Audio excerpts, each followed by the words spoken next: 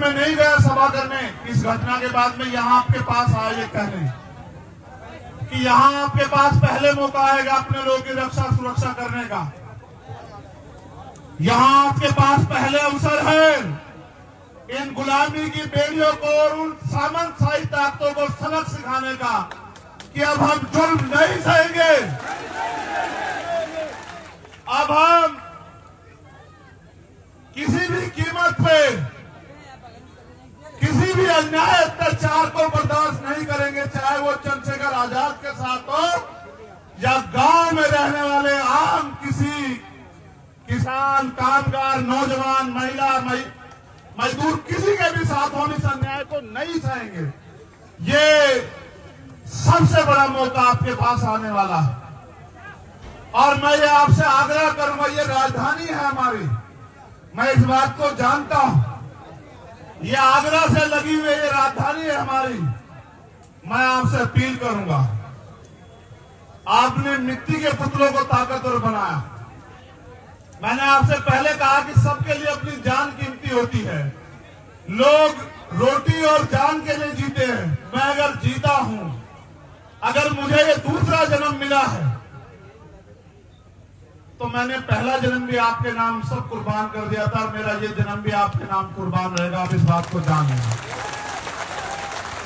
ना मैं आपके स्वाभिमान, सम्मान, आपके हक अधिकारों से पहले समझौता करता आया और ना आप करूंगा। मेरी जान जा सकती है लेकिन मैं कभी आपके अधिकारों के को छुपने नहीं दूंगा। ये वादा करने के लिए भरत खुरा है। मेरे जाने के बाद तमाम तरह की बातें होंगी, बस याद रखना। अगर आप ये सोचते हो कि आपके साथ यहां अन्याय हुआ, मैं दिन से कह रहा हूं, आपके पीठ पे पड़ी हुई एक लाठी चंद्रशेखर आजाद की पीठ पे पड़ी। जब कोई जालिम, देखो मुझसे लड़ाई क्या है मैं बता देता हूं। हमसे पहले नहीं होता था कि कोई ताकतवर किसी की बच्ची को नोच ले, किसी का अपमान करे, किसी को गलत निगाह से देखे, किसी को घोड़ी पे ना बैठने दे, किसी की मूछें रखने पे हत्या कर दे, किसी की मटकी छूने पे हत्या कर दे। अब से पहले नहीं होता था, लेकिन अब होता है कि अगर ऐसा कोई करता है तो वो मिनट से पहले जेल जाता है, उसका बाप भी उसको बचा नहीं पाता। होता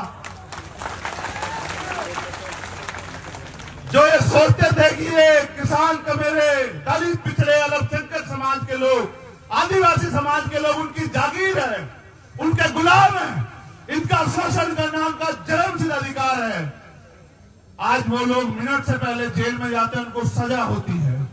उनको ये चुभने लगा कि आज एक लाखों चंद्रशेखर खड़े हो गए हैं, आज हर गली में चंद्रशेखर है, इस भरतपुर में हजारों चंद्रशेखर हैं जो सीना तान के खड़े हैं, जो जवाब देना जानते हैं।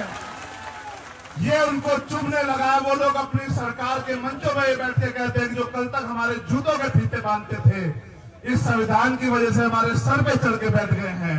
ये वो कहते हैं।